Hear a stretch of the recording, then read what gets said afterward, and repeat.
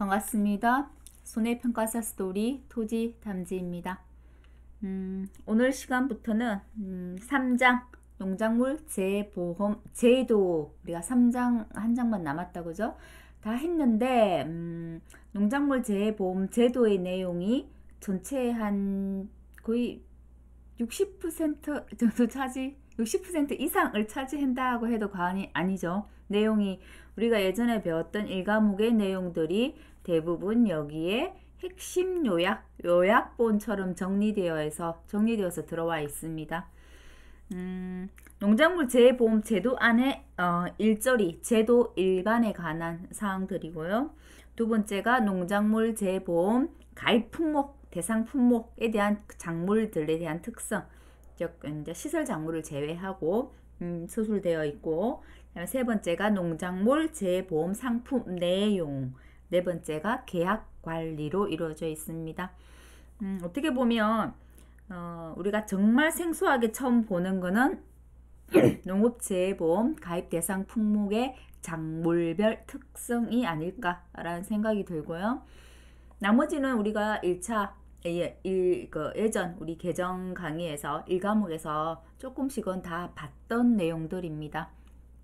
그래서 아예 새로운 거에 대한 지금 두려움들이 많잖아요. 암기를 어떻게 할까, 내용을 어떻게 파악할까, 문제는 어떻게 나올까.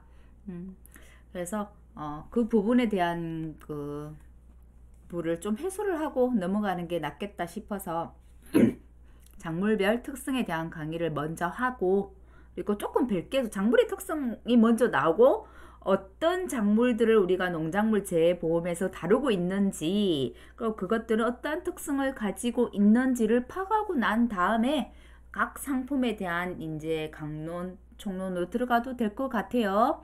그래서 작물별 특성을 먼저 하고 나머지 1절, 3절, 4절 강의를 이어가도록 해보겠습니다.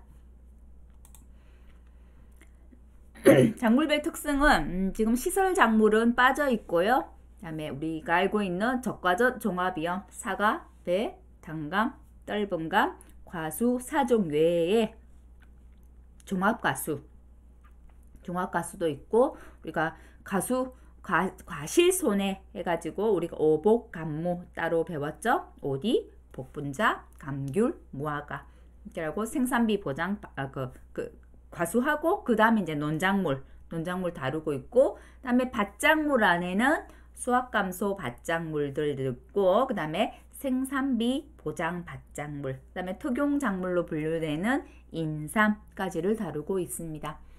우선 먼저 순서대로 과수부터 한번 봐보도록 하겠습니다. 먼저 제일 중요한 적과전 종합위험의 사과, 배, 단감, 떫은감부터 볼게요. 순서도 그렇게 되어 있습니다. 실제로 우리가 주로 조사를, 사과 같은 경우는 적과 종료 시점이 6월 30일까지, 그 다음에 사과, 배가 그렇죠. 다음 단감, 떫은감 같은 경우는 적과 종료가 7월 31일까지입니다. 그래서 우리가 현장 조사를 나가서 제일 먼저 어떻게 보면 하는 조사가, 밭작물은 그렇게 많이 양이 많지가 않아서, 물론 조사를 해 보시는 분도 있을 텐데 아닌 분들도 있을 거예요. 하지만 누구나 빠지지 않고 조사를 하는 해보는 품목 중에 하나가 적과 후 착과수 조사를 하고 난 다음에 착과수를 세야 되기 때문에 착과수 조사 나가는 거를 다 하게 되죠. 그래서 6월달, 7월달 정도까지 착과수 피해 조사를 나가게 될 거고, 피해가 아니고 착과수 조사를 나가게 될 거고, 그 다음에 종합과수들, 종합과수는 조생종, 중생종, 만생종으로 나눠져요. 조생종 품종들이 6월달에 착과수 조사 나가게 됩니다. 먼저 사과부터 보겠습니다. 사과는 비교적 서늘한 기후에서 재배되는 북부 온대가수라고 되어 있네요.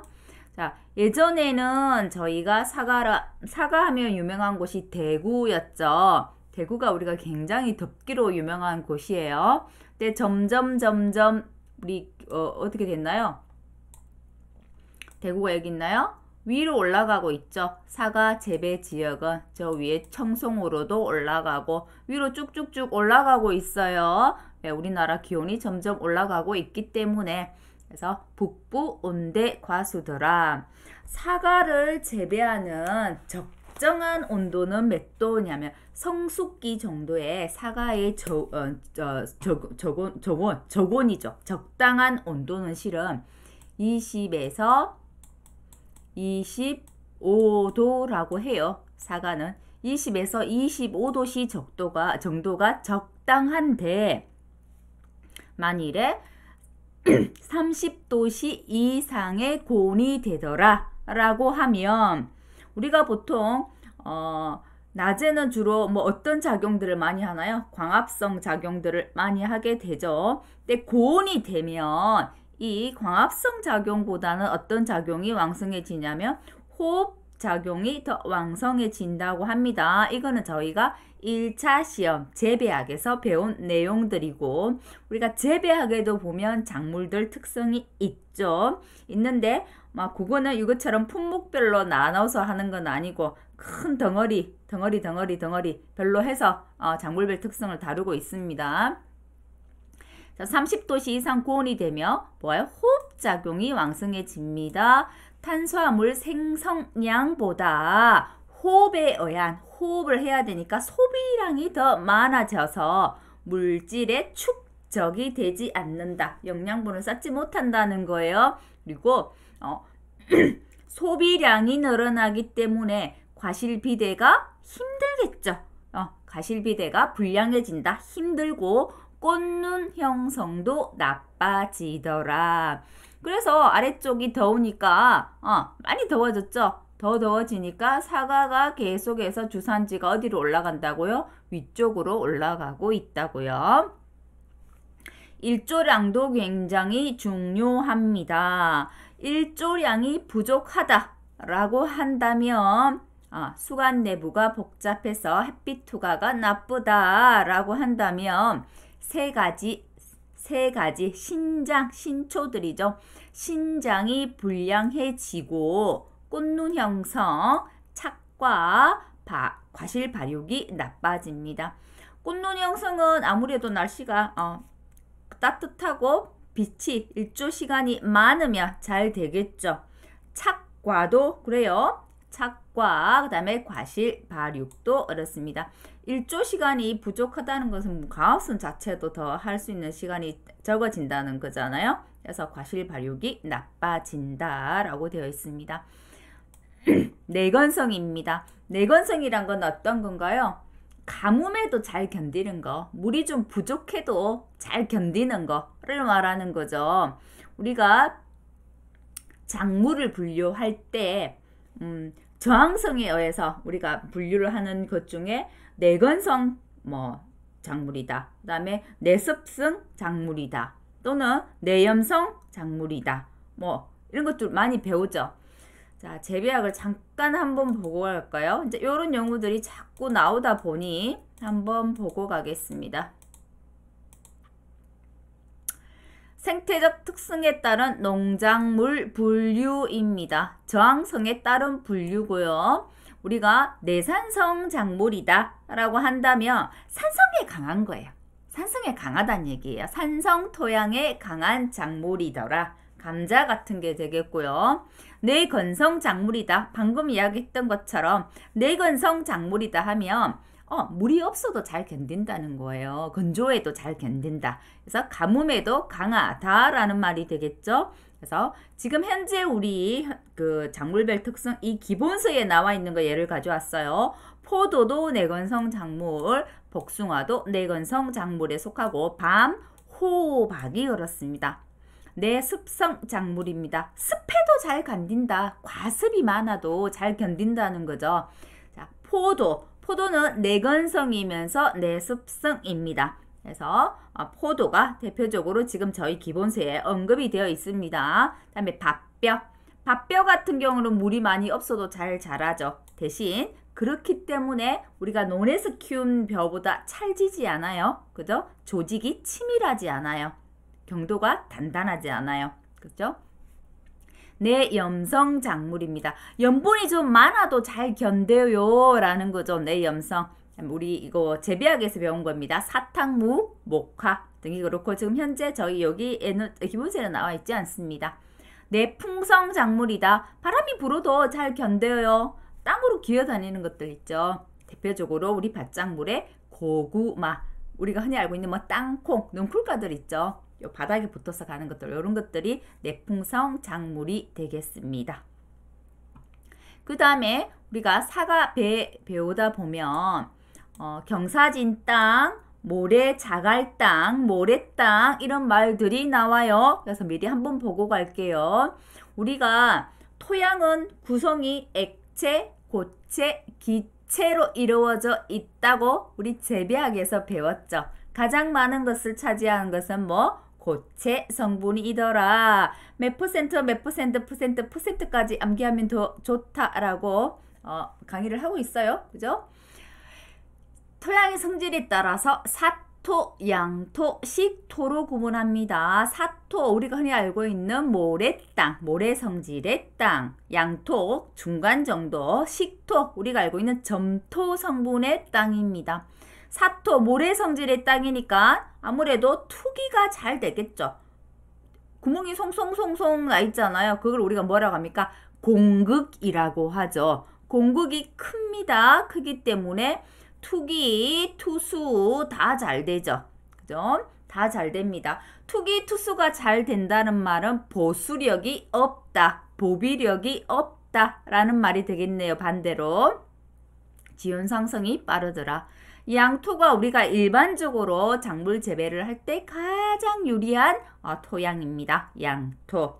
그 다음에 식토, 점토 성질로 투수, 투기가 안 되죠. 당연히 투수, 투기가 안 되니까 습해 피해가 있을 수 있어요. 대신 투수, 투기는 나쁘지만 그 반대의 개념, 보수력, 보비력은 좋아지죠. 되겠나요? 공극은 작죠.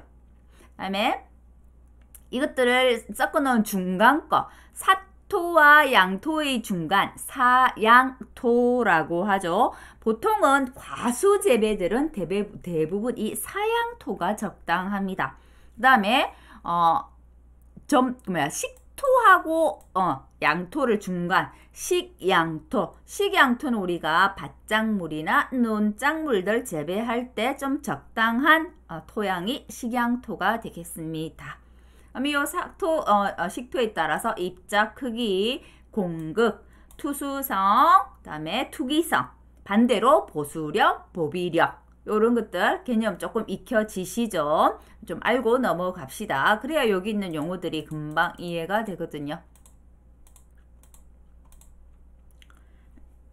내건성, 건조에도 잘 견딘다, 가뭄에도 잘 견딘다는 겁니다. 자, 복숭아는 포도나무에 비해는 약하지만 복숭아도 잘 견뎌요. 내건성에 그죠?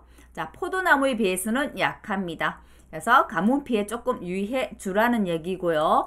건조할 때 사과 꼭 관수가 필요하더라. 관수시설 필요합니다. 자, 밑에 이렇게 깔려 있는 것은 필름지들이죠. 우리 이거 착색을 좋게 하기 위해서 깔아 놓은 것들. 사과 착색 하기 위해서 밑에 까는 것들 있죠. 그 다음에 뭐가 피해를 많이 입냐면 봄철에 냉해 피해가 많이 있습니다.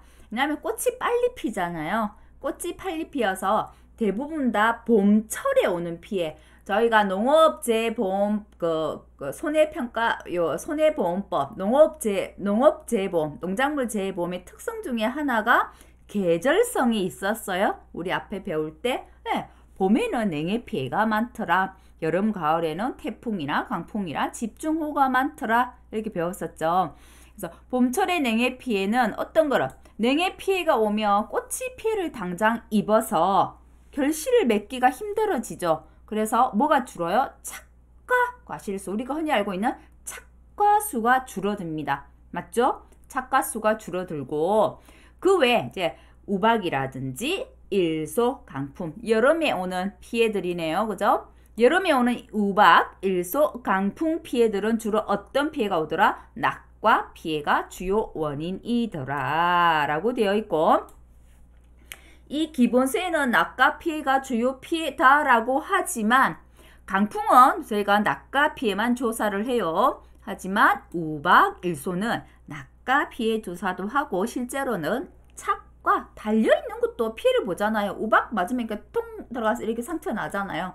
그래서 우박, 그다음에 일소 데이는 거죠. 이렇게 되어가지고 이렇게 퐁 하고 이렇게 멍처럼 생기는 거. 일소도 착과 피해도 있지만 낙과 피해도 있습니다. 저희가 적과전 종합위험 2과목 배우게 되면 일소의 피해 감수 과실수 산정할 때 작년에 바뀐 거죠. 적과후 착과수 조사 때 조사한 적과후 착과수보다 6%를 초과해야만 감수과실수로 인정한다란 말이 나와요. 6%를 초과하지 않는다라고 하면 면책이죠. 보상해 주지 않습니다. 다음에 이제 봄철은 냉해 피해. 그래서 착과 과실수 줄어들고 우박, 일소, 강풍은 현재 기본세에는 낙과 피해만 있다라고 되어 있지만 착과 피해도 있다는 거. 다음에 병충해입니다. 탄저병과 갈색 무늬병이 있네요. 실은 뭐 사과가 병충해가 이거밖에 없겠어요? 모든 과수나 밭작물, 놀작물의 병충해는 우리가 생각하는 것보다 훨씬 더 많은 종류들이 있습니다. 하지만 그 다 많은 병충해를 다 함께할 수는 없잖아요. 또 다 다룰 수도 없죠. 그래서 주로 지금 다룬 건 어떤 거? 실제 우리가 보상하는 재해와 좀 헷갈리는 병충해들 있죠. 왜? 우리가 현장 조사를 나갈 건데 나가서 실수할 만한 것들.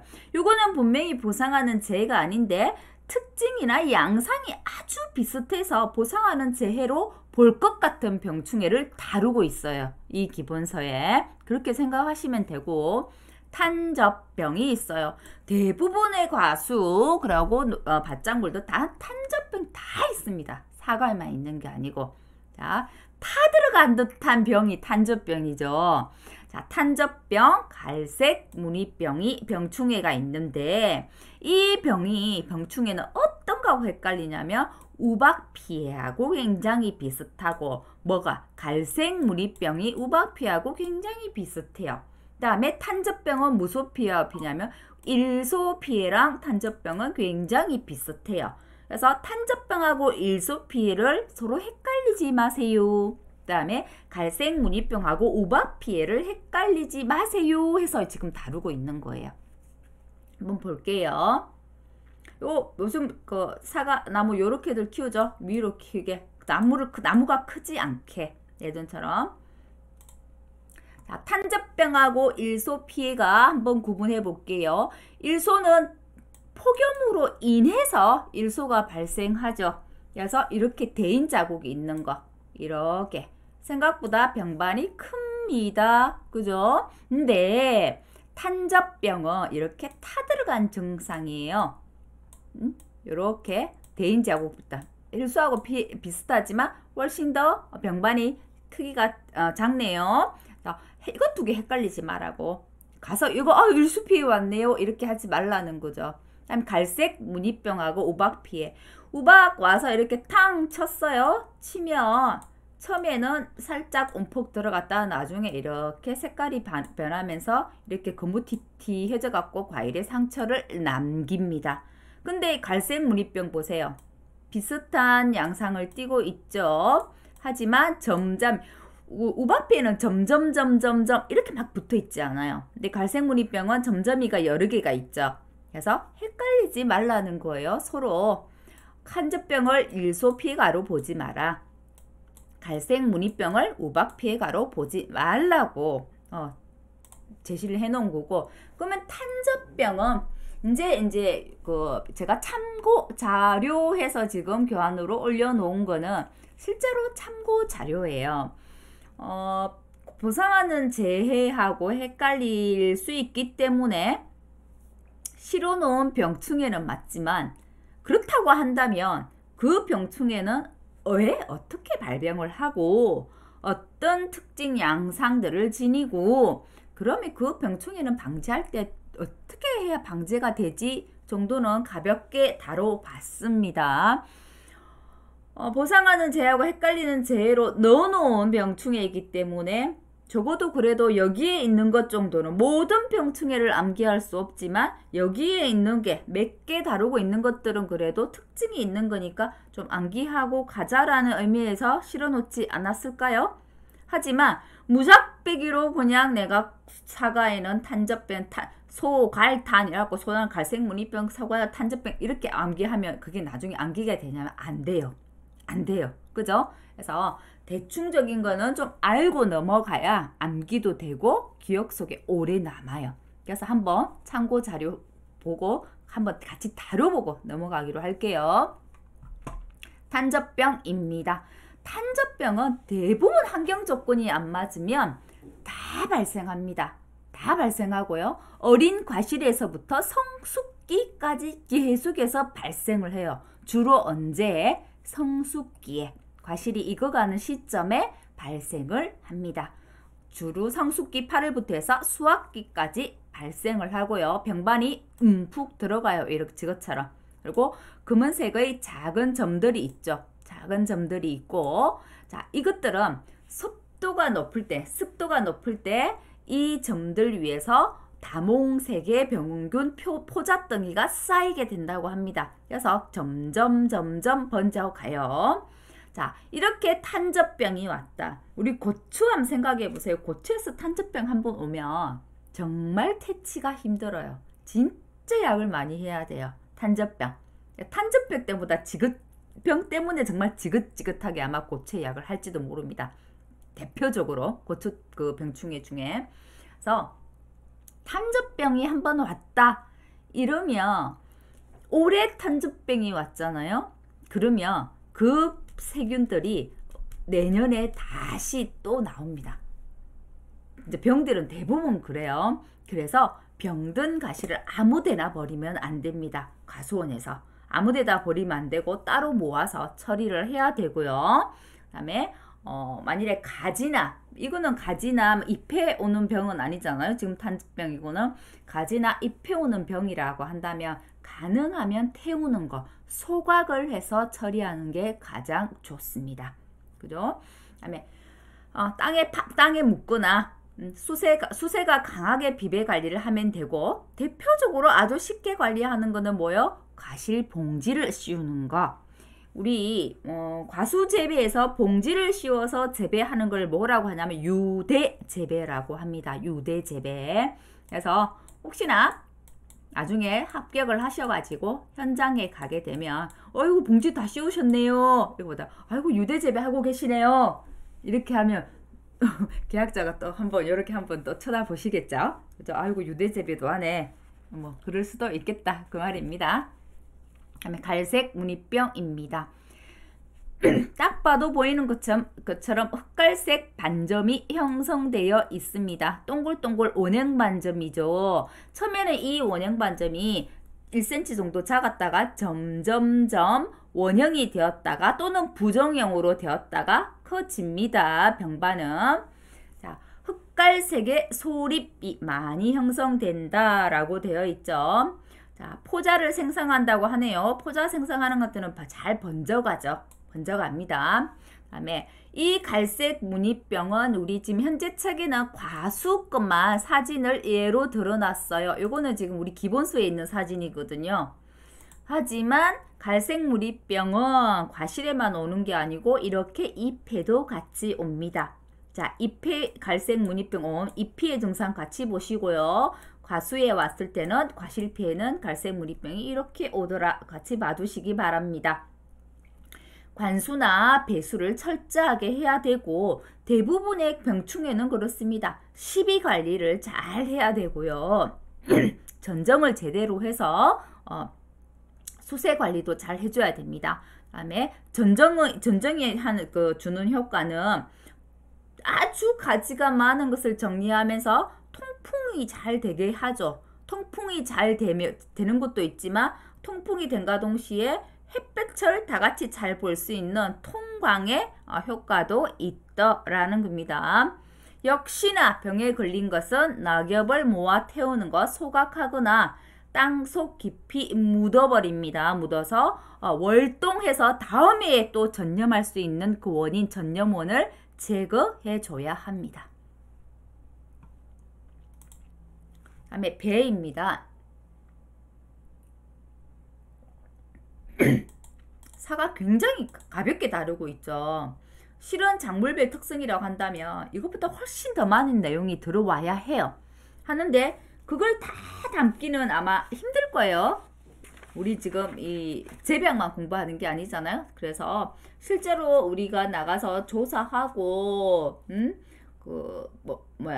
어떤 품목인지, 포장 시기는 어떻게 되는지, 가입 금액은 어떻게 되는지, 보험금 어떻게 산출하는 건지, 이런 게 중요한 건데 작물별 특성만 공부할 수가 없다 보니 아마 곳곳에 있는 중요한 내용을 가지고 와서 짜집기를 한 듯한 느낌은 들어요. 그래서 굉장히 많이 내용이 축소되어 있습니다. 축소되어 있어요. 자, 배입니다. 배 같은 경우는 대부분 가지를 어떻게 해요? 이렇게 유인하죠. 유인해가지고 이렇게 따기 좋게 이렇게 유인하죠. 그 다음에 요렇게 지주대 세우고요. 지주대 태워서 유인하기도 하고, 유인하는 방법은 여러 가지입니다. 지금 같은 경우는 이렇게 삼각형 지주대인데 여기 아래 지주대는 보세요.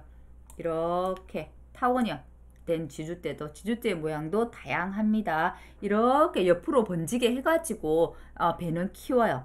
배배 농장에 가보시면 굉장히 질서정연합니다. 배가수원에 가면. 그래서 여기에 이제 꽃, 지금 좀 있으면 백꽃도 피죠. 아직은 안 피죠. 백꽃이 하얀 꽃 피잖아요. 사과는 약간 연분홍색 꽃이 피거든요. 사과는 여기 꽃이 있었죠. 약간 연분홍색 꽃이에요. 그래서 사과는 물이 지어서 꽃 피었으면 복사꽃 굉장히 예쁩니다. 복사꽃은 복숭아인가요? 그죠? 복숭아네요. 사과는 사과꽃도 연분홍색이에요. 복숭아가 좀 더 진한 분홍색이고요. 그래서 사과꽃도 물이 지어 피어 있으면 굉장히 예뻐요. 예쁘고, 백꽃은 하얗게 피죠. 분홍색이 아니고 하얀색이고, 여기에 전부 이렇게 꽃이 다 필 거 아니에요? 꽃이 피는 시기에는. 그래서 이 백꽃이 피는 시기, 사과꽃이 피는 시기, 복숭아 특히 복사꽃이 피는 시기에 과수원에 가면 굉장히 예뻐요. 우리가 봄에 벚꽃놀이 가는 것만큼 예쁩니다. 실제로. 자, 배가수원입니다. 배는 토양이 자갈이나 모래가 많다라고 한다면, 자갈이나 모래가 많다는 것은 통풍은 잘 되겠죠. 잘 되겠지만 보비력이나 보수력이 적어집니다. 낮아집니다. 그래서 조기 결실은 되지만 수량이 감소되고 수세가 약해진다. 아무래도 보비력이 좀 떨어지니까요. 그래서 이런 완전 자갈이나 모래가 많은 것보다는 제가 말씀드렸죠. 그 과수 같은 경우는 사양토, 사토하고 양토 중간 정도가 좋다고 말씀드렸어요. 자, 배수가 불량한 과수원이다 라고 하면, 배수가 불량하다는 것은 점토 성분이 많은 식토라는 얘기잖아요. 그럼 식토는 통기성이 좋지 못하죠. 통기성이 좋지 못해요. 그리고 조직이 굉장히 촘촘하고 조밀합니다. 그래서 뿌리가 어떻게 땅속으로 깊이 뻗지 못합니다. 수세가 좋지 않다는 얘기죠. 그래서 가뭄 피해를 받기 쉽고 생산력도 떨어집니다. 배수가 불량한 과수원이라는 거는 물이 빨리 안 빠져나간다는 거잖아요. 그죠? 물이 빨리 안 빠져나간다는 건데, 가뭄 피해를, 뿌리가 땅속으로 깊지 못해서 가뭄 피해를 받기 쉽고, 땅속, 이 말은 배수가 불량하면 뿌리가 땅속 깊이 받지 못한다는 얘기가, 뿌리가 땅속 깊이 이렇게 내려가야, 그죠? 가뭄이 와도 저 아래속에 있는 수분들을 받아들이고 자기가 버티는 힘이 있는데 잔뿌리가 저 밑으로 내려가고 뿌리가 깊지 못하면 가뭄 피해를 받기 쉽고 생산력도 떨어집니다. 찌고 과실, 뿌리가 제대로 활착되지 못했기 때문에 과실, 뿌리에서 우리가 영양분을 다 받아들여서 위로 올리잖아요. 그래서 과실 품질 또한 좋지 않다라고 서술형으로 설명을 하고 있네요. 그리고 어떤 거? 조기 낙엽, 동해 발생 등도 많이 발생한다라고 되어 있네요. 조기 낙엽, 아무래도 영양분이 더 많이 받아들이지 못하기 때문에 낙엽도 빨리 떨어지더라. 이렇게 이해를 해주시기 바랍니다. 생육기의 긴 장마입니다. 보통은 우리가 병충해는 가뭄보다는 어떨 때 병충해가 많이 오면 습할 때, 과습일 때 병충해가 훨씬 더 많습니다. 그래서 주로 어떨 때?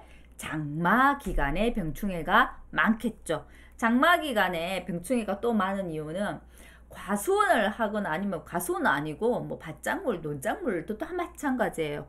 병충해하고 싸움도 맞지만 어떻게 보면 과수원은 풀과의 전쟁도 맞습니다. 잡초죠. 장마가 길다는 얘기는 그 기간에 잡초가 엄청나게 번성을 한다는 얘기죠. 그래서 병충해가 유발되는 조건이 굉장히 좋은 조건이 되더라. 장마는 습하고 수분도 많고 습하고가 수분이 많은 거죠. 수분이 많고 햇빛 쨍하지 않은 상태에서 잡초들이 자라기 너무 좋은 거죠. 그래서 그때 발생하는 병충해가 금은별 무늬병. 금은별 무늬병은 금은색 점이 이또 사과는 아까 갈색이었는데 지금 이제 또 변은 금은별 무늬병이네요. 별 모양으로 생긴다는 것은 아니고 자, 검정색 모양의 이렇게 점박이 무늬가 생깁니다. 자, 금은별 무늬병은 과실 수량에는 수가 여러 개 많이 이제 결실수에는 크게 영향을 미치지는 않는데 수가 착과돼 가지고 따는 수확기의 수양의 양을 미치는 것은 아닌데 이렇게 점박이가 생기면 어떻게 돼요? 상품이 안 되잖아요. 우리가 알고 있는 상품이 안 된다는 얘기예요. 그 상품이 안 된다는 말은 결국 품질이 떨어진다는 얘기죠. 품질이 떨어지기 때문에 아무래도 가격을 제대로 못 받겠죠. 자, 품질이 크게 저하되고 우리가 농작물 재보험에서 사과, 배, 단감, 뜰분간, 적과전 종합위험은 병충해 보상을 하지 않는 작물입니다. 그래서 우리가 보상하지 않는 손해에 보면 원인의 직 간접을 묻지 않고 병충해로 인한 피해는 보상하지 않아요. 그래서 지금 나오는 이 병충해들 전부 보상하지 않는 겁니다. 예를 들어서 이 병충해로 인해서 낙가가 많이 되고 또는 낙엽도 많이 떨어져요. 그런 거를 실제로 우리가 태풍이 왔을 때, 집중호우가 왔을 때 낙가 피해들이 있잖아요. 그런 낙가 피해하고 헷갈리지 마세요 라는 관점 하에서 이런 병충해들을 좀 다루고 있는 겁니다. 자, 금은별 무늬병입니다. 이건 참고 자료로 가지고 와서 만든 거고요. 자, 이렇게 거뭇거뭇하게 보이죠? 금은별. 이 금은별 무늬병은 과실에만 오지 않아요. 이렇게 가지에도 오고요. 잎에도 옵니다. 봄철 감염된 잎, 가을철은 좀 더 잎이 단단해졌네요. 그리고 가을철에 감염된 잎. 이렇게 별 모양은 아니지만 이렇게 금은별 무늬병. 자, 봄철에 비가 많이 내릴 때 초창기 5월달, 6월달에 발병을 많이 한다고 해요. 비가 많이 내리면 봄철에 비는 아무래도 저온으로 떨어지죠. 그래서 그런 저온이 됐을 때 발생을 한다고 하고요. 자, 여름철 고온기가 되면 좀 비교적 적어진다고 합니다. 자, 9월에 다시 기온이 서늘해져요. 그리고 습도가 좀 높아지면 다시 심해집니다. 그러면 결국은 이 금은별 무늬는 습해지고 기온이 좀 내려가면 오는 병이다 라는 게 되겠죠. 여름에는 조금 주춤해지니까요. 됐나요? 이 병동가지의 이 균사 역시도 내년에 또 있으면 전염원이 됩니다. 대부분 가지에서 먼저 전염이 되고요. 1차 전염원이 그렇다는 얘기예요. 그럼 가지도 전염이 되고 잎도 전염이 돼요. 그럼 이게 잎은 떨어질 거 아니에요. 가지도 나중에 전정을 하면 떨어질 거 아니에요. 그러면 이거 어떻게 해야 되겠어? 방제. 가장 물리적인 방제, 재배학적인 방제로는 태워버리는 거예요. 소각하는 거. 반드시 잎이나 가지를 전정한 거, 잎 떨어진 거 전부 모아서 땅 속에 깊은 곳에 묻든지 아니면 소각하든지 둘 중에 하나는 해야 됩니다. 그리고 발생 초기에 가능하면 충분히 약을 살포해서 미리 잡아주는 게 좋겠습니다. 수량하고 영향을 미치지 않고 품질 저하에 영향을 미치더라. 품질 저하됐다고 우리가 보상해주지 않죠? 다음에 병증은 한번 보시면 쭉 되겠고요. 그대로 보이는 거잖아요. 검은색 이렇게 전무늬가 생기는 거입니다. 가지에도 생기고 잎에도 생기고 과실에도 생기더라. 결국은 우리가 흔히 아는 기형과가 된다는 겁니다. 딱 봐도 기형과죠. 네. 단감입니다. 단감은 온대성 과수이네요. 따뜻한 걸 좋아해요. 사과 같은 경우는 아까 우리가 북부 온대과수라고 했고요. 사과도 물론 따뜻한 걸 좋아합니다. 자, 서늘한 곳으로 점점 올라가고 있지만 그래도 여전히 좀 따뜻한 지역에서 재배되는 게 사과죠. 사과도. 근데 단감은 좀 더 생육기간에 높은 온도를 필요로 합니다. 감나무 중에서 온대성 과수고요. 생육기간 중에 높은 온도를 필요로 하더라. 그래서 단감은 아직은 저 위쪽보다는 어때요? 우리 아래쪽에 많이 재배하죠. 저희는 이제 제가 살고 있는 것은 요 경상남도 경남인데요. 경남에 이제 단감이 유명한 진영단감이 유명해요. 진영단감 유명한 거 아시죠? 그래서 진영단감처럼 아래쪽 지역에서 많이 재배를 하고 있고, 자, 이런 기온은 높은 온도 기온은 어디에만 생육에도 영향을 미치지만 수량과 품질에도 그다란 영향을 미친다고 합니다. 아주 기온이 중요한 게 단감이더라. 다음에 단감은 떫은감보다 추위에 약합니다. 떫은감은 산에서도 많이 옛날엔 재배를 했잖아요. 그래서 우리가 그 농작물 재배봄 처음에 우리 1차 시험에 농작물이냐 임산물이냐를 분류할 때 보면 단감은 농작물이 들어가요. 농작물. 근데 농작물에 들어가요. 근데 떫은감은 어디에 들어가냐? 옛날에 산 같은 데서 많이 재배를 했기 때문에 떫은감은 임산물에 들어갑니다. 다릅니다. 품목도 다르게 취급하죠. 그래서 떫은감보다 단감이 추위에 약하고 좀 더 높은 온도를 필요로 하더라 라고 기억하시고요. 그럼 기온이 낮다라고 오면 피해가 오겠네요. 자, 나무가 얼어 죽거나 꽃눈 착생 상태가 불량하게 되는 겁니다. 자, 단감나무 우리 보장 수령 어느 수령부터 했는지 한번 기억해 보세요. 우리가 아직은 우리가 기본서 강의는 진도를 안 나갔지만 우리가 개념 강의 때 진도를 나갔잖아요. 사과가 밀식일 때 3년, 반밀식일 때 4년, 일반 재배일 때 5년. 단감 떫은감은 몇 년인가요? 5년. 배는 3년 이상이다라고 했잖아요. 자, 그러면 단감 떫은감은 5년 이상부터 받아주니까 보세요. 왜 5년 이상부터? 재식된 나무가 몇 년째부터 과실이 달리냐 하면 4년, 5년째부터 달리기 때문에 5년을 기준으로 잡아 놓은 거예요. 물론 우리 기본서에 있는 5년은 심은 지 5년은 아니죠. 5년 아니고 우리 밭에 또는 우리 농지, 우리 과수원에 식재한 해를 1년으로 본다라고 있기 때문에 개념은 조금 다르긴 하지만 5년부터 4년, 5년째부터 과실이 달립니다. 달리고 한 15년 되면 제일 성숙기, 성과기에 이르릅니다. 제일 많이 과실을 딸 수 있고 성숙했은 시기, 성과기에 이르고요. 한 40년 정도 됐다. 정말 오래 사는 오래살이 작물이네요. 단감만 그런 거 아니죠. 배도 오래 살고 사과도 마찬가지 오래 살이 작물들이죠 다들. 40년 좀 지나면 노쇠를 합니다. 그러면 생산량이 줄어들어요. 품질도 저하됩니다. 해거리가 심하다라고 되어 있는데 물론 40년만 지난 게 해거리가 심한 건 아닙니다. 단감은 해거리가 심해요.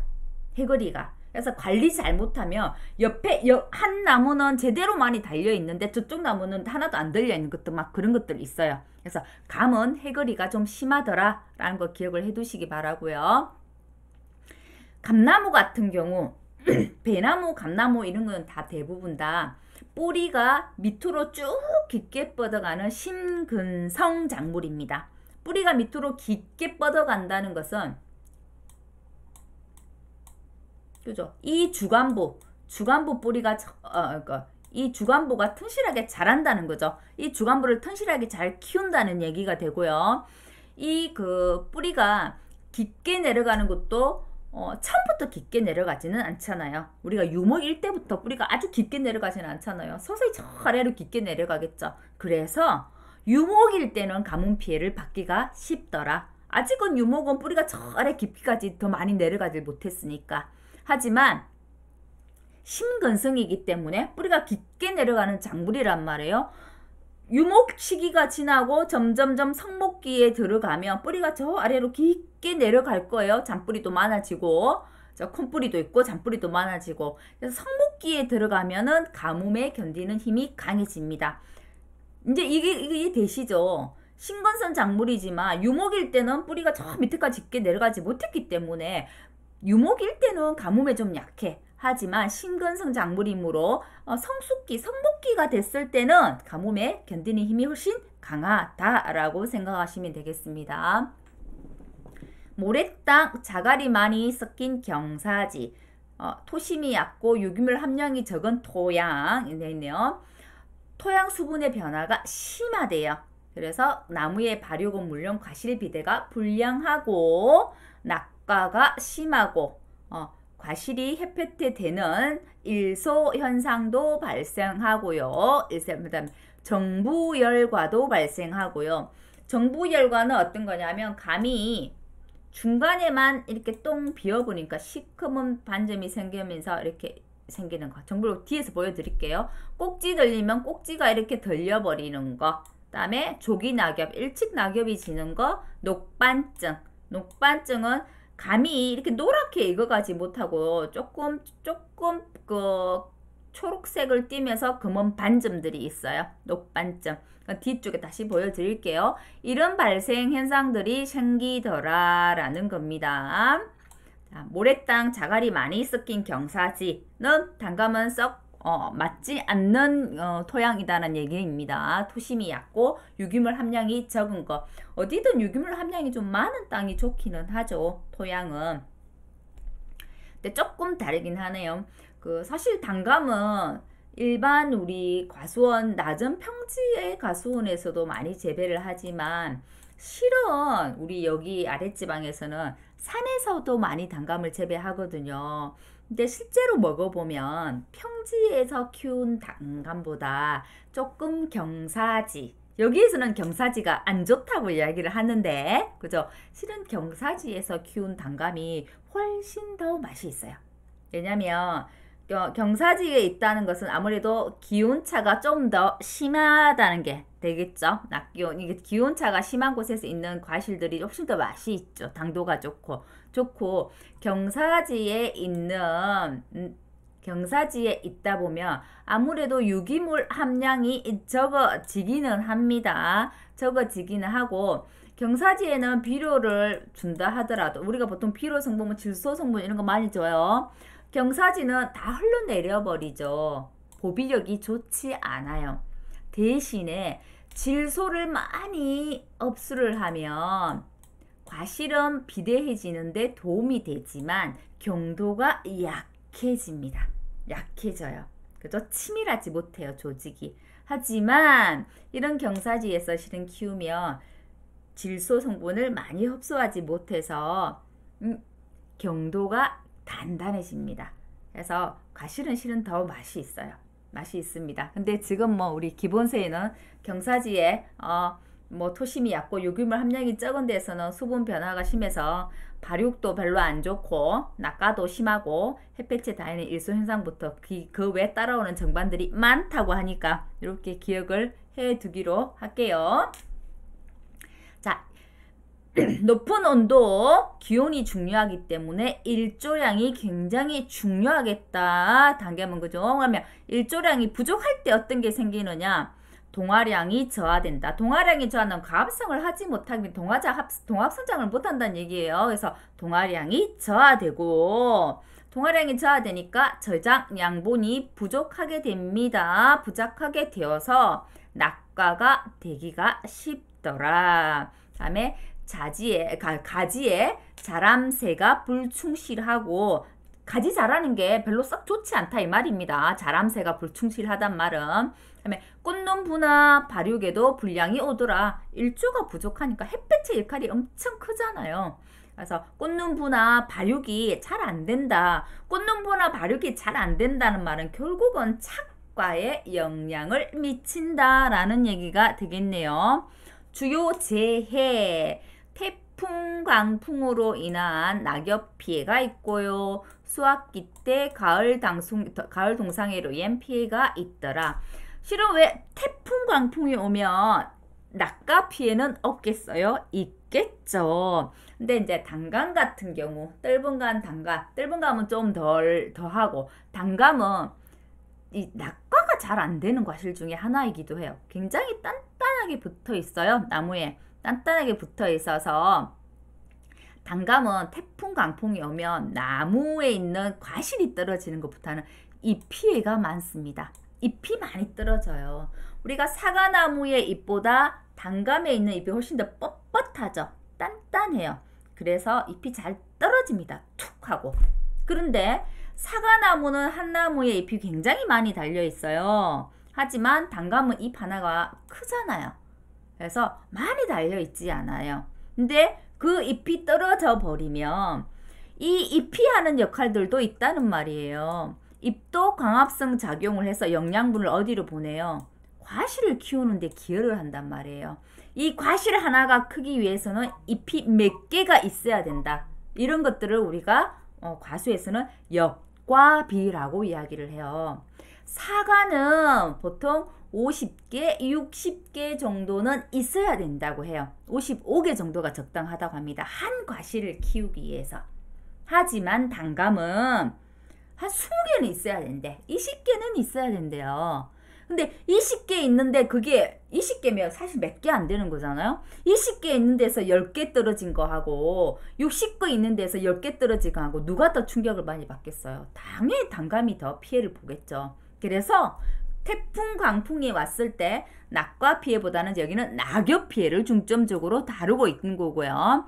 수확기 때는 단감, 떫은감은 수확기가 11월 30일까지예요. 보장 종료 기간이.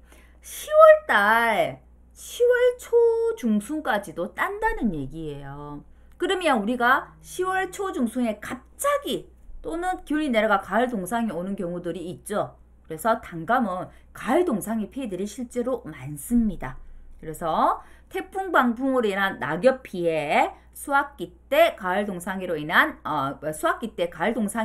가을 동상해는 어떤 피해겠어요? 착과 피해죠. 착과 피해 등이 있습니다.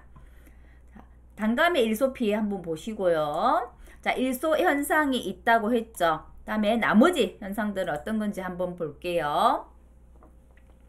자, 단감입니다. 꼭지 들림 현상은 이렇게 시커멓게 생기면서 꼭지가 들려버려가지고 나중에 어떻게 되겠어요? 여기가 뽕 빠져버리는 현상들이 발생하겠죠. 주로 납작한 품종에서 많이 발생을 한다고 합니다. 그리고 동일 품종이라 하더라도 좀 더 큰 과실, 작은 것보다 큰 과실에서 많이 발생을 하고 꼭지가 큰 과일보다는 좀 작은 과실에서 많이 발생한다고 하네요. 자, 이렇게 되면 양분 흡수가 잘 안 되겠죠? 잘 연결이 안 돼 있으니까 단단하게 들려버려가지고 이렇게 흡수가 제대로 안 되겠죠. 흡수가 잘 안 되니까 수세가 약하고 결실량이 적을 때 발생을 한다고 하네요. 결실량이 적다는 얘기는 결국은 몇 개 안 달렸으니까 크게 잘한다는 얘기죠. 그래서 큰 과실에서 많이 발생한다는 말하고 연결되는 말입니다. 정부열과입니다. 감에서 이런 거 많이 보셨을 거예요. 실제로 전 이런 감 많이 먹어도 봤어요. 이거 비품으로 팔 때 이런 거 팔죠. 근데 여기만 딱 도려내고 먹으면 이거는 맛은 별로 상관이 없거든요. 상품 가치는 없지만 이렇게 배꼽이가 떡 터진 거, 중앙이 터진 거, 이거를 정부열과라고 하고요. 정부열과는 안에 이렇게 제대로 수정도 안 되었네요. 9월 하순경에 감에 배꼽 부위가 균열이 생겨가지고 그 중심 안쪽으로 이렇게 균열이 생겼으니까 어떻게 병원균, 세균이 침투를 하겠죠. 침투를 해서 거기가 부패되고 갈라지는 현상이 정부열과이고요.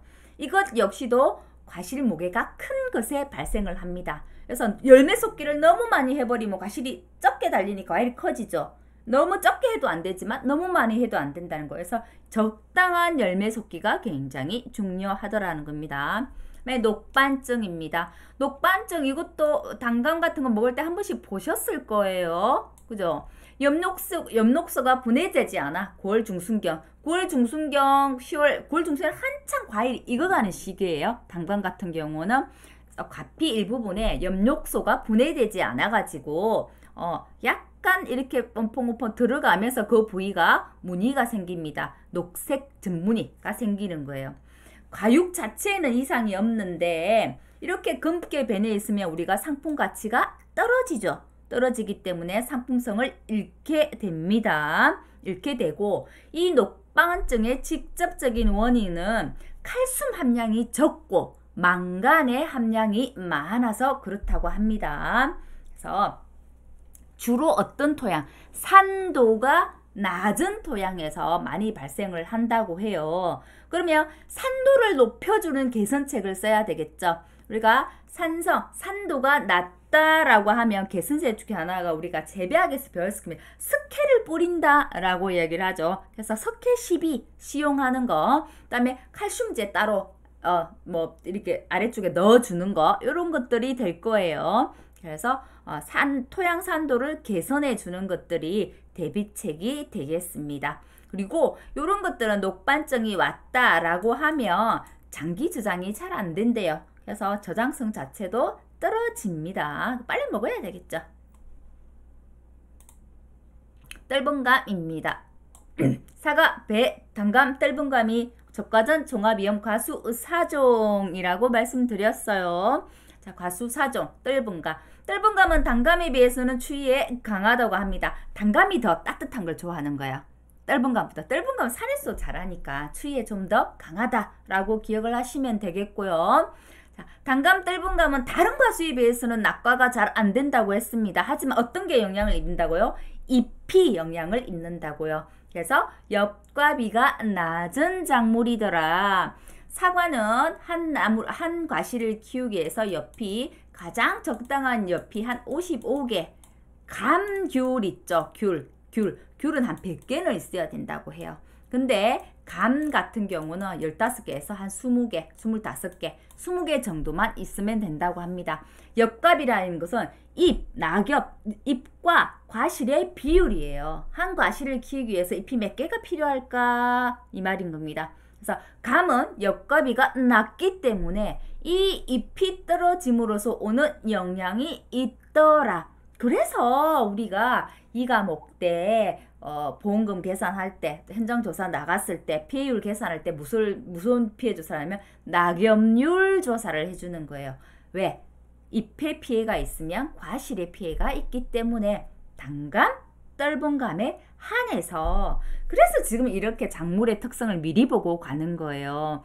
우리가 나중에 이 과목에서 낙엽률 조사를 하는데 그럼 왜 얘는 낙엽률 조사를 할까? 라는 것들 정도는 알고 오라는 얘기죠. 그걸 알기 위해서 지금 작물의 특성을 하고 가는 겁니다. 그렇게 이해를 해주시기 바랍니다. 잎이 피해가 심하다라고 하면 과일이 조기 낙과가 되겠죠. 영양분이 충분하지 못하니까요. 그리고 손해평가할 때 우리가 뭐 조사해요? 잎피해 조사를 합니다. 잎피해 조사하는 품목이 어떤 것? 단감, 떫은감은 잎피해 조사를 합니다. 그죠? 단감, 떫은감, 잎피해 조사, 우리 낙엽률 조사 어떻게 해요? 낙엽률은 전체 낙엽분의 떨어진 낙엽. 그래서 낙엽률을 측정하고 낙엽 인정 피해율은 1.0125 곱하기 낙엽률 마이너스 0.0014 곱하기 경과 일수. 이렇게 해서 낙엽 인정 피해율을 구합니다. 자, 떫은강 같은 경우 2002년도에 낙엽 인정 피해율을 구하는 공식이 바뀌었어요. 바뀌었지만 우리 기본서는 21년도 기준으로 작성이 되어 있기 때문에 그대로 방금 제가 말씀드렸던 그 공식을 그대로 따라갑니다.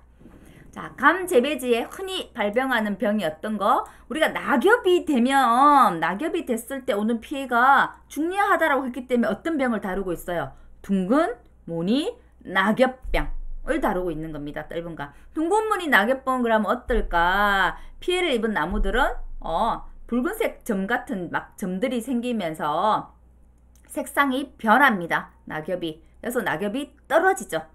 색상이 변하면서 떨어집니다. 낙엽이. 그러면 이제 그때 보상하는 재해인한 낙엽이 떨어진 거냐, 둥근 무늬 낙엽병으로 해서 떨어지는가를 구분해라라는 그 의미에서 이 병을 다루고 있는 거예요. 가서 붉은 무늬 낙엽병의 증상들이 있어. 그죠?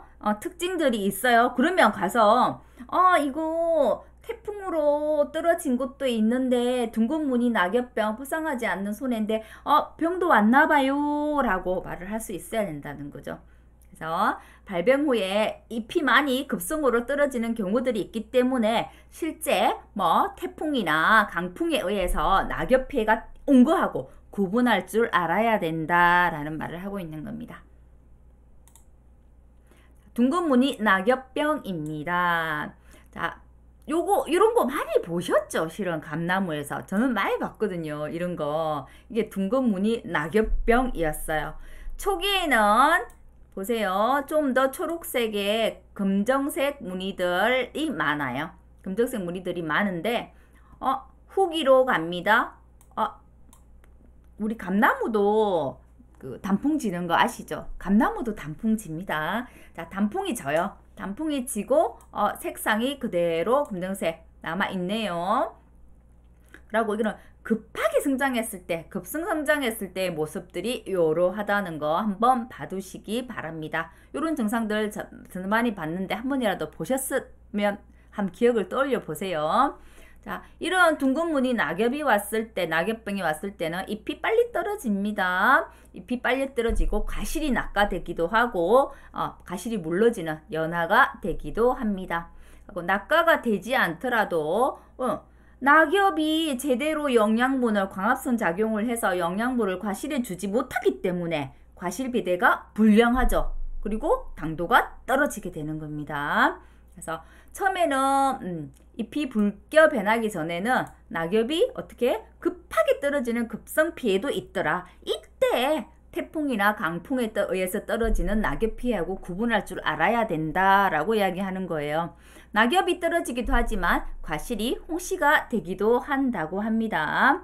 자, 잎에만 주로 발생하고 잎에만 이렇게 무늬가 생긴다는 거예요. 과실에 무늬가 생기는 건 아닙니다.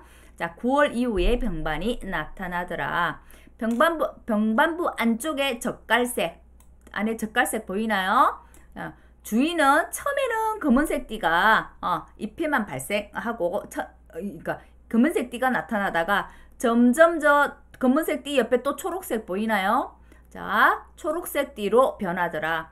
처음에는 젓갈색이다가 검은색 띠를 띠다가 그 다음에 또 초록색으로 변하고 그리고 결국에는 병반 주위가 붉게 변하더라. 지금 이거는 그러면 가을에 단풍이 들어서 변한 게 아니라 실제로는 주위에 이렇게 병이 들어서 이렇게 변한 거가 되겠네요. 근데 감도 단풍 들어요. 실제로는.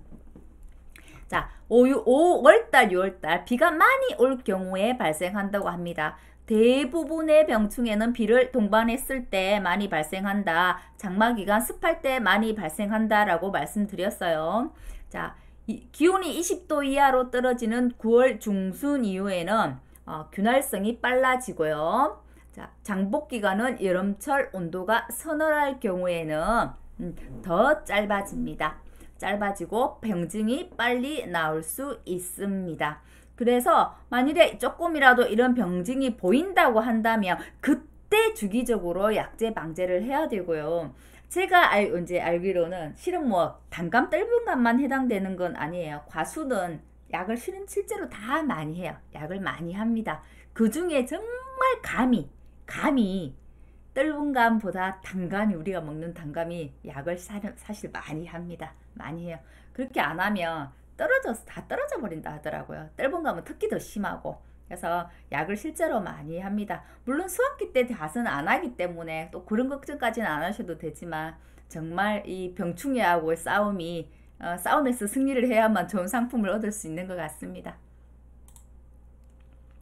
작물별 특성 과수이고요. 사과배, 단감, 떫은감에 대한 것을 요약해서 구분해 놓은 것입니다. 이건 다시 한번 제가 따로 설명을 해드리지 않아도 보시면 알 수 있어요.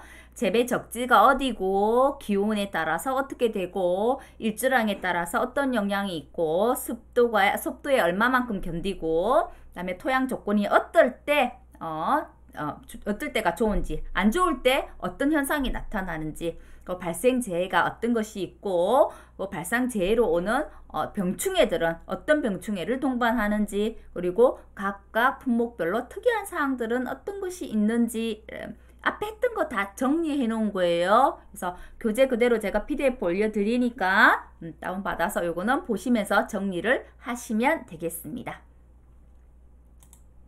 재배학 참고사항 이야기 들었고, 제가 역값이 말씀드렸죠. 역값이 잎과 열매에 대한 비율이라고, 그죠? 그 다음에 요 재배학 참고사항은 요건 다음 시간에 이어갈게요. 저희가 오늘은 사과배, 단감, 떫은감, 적과전, 종합이요, 4종류 과수에 대해서 배웠고, 그 다음에 우리가 이제 잘 하는 거 있잖아요. 사과배, 단감, 떫은감 하고 나면 종합과수에 제일 먼저 뭐 하나요? 포복자, 포도, 복숭아, 자두 하죠.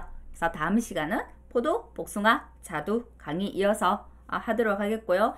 첫 시간 적과전, 종합이요, 4종류 배웠었는데 그렇게 어렵지는 않아요. 어렵지는 않고, 병충해 양상들이나 어떤 기후 조건에서 잘 자라는지, 뿌리가 심건성인지 천건성인지 내건성인지 내습성인지 이런 것들 조금 구분해서 암기 좀 해주시면 될 것 같고, 이걸 뭐 통으로 뭐 완전 전체를 다 쓰는 15점짜리를 낸다, 그런 건 사실 좀 힘들 것 같아요. 그러한 기후들은 좀 안 하셔도 될 것 같습니다. 여기까지 하겠습니다. 다음 시간에 포복자로 다시 만나 뵐게요. 수고하셨습니다.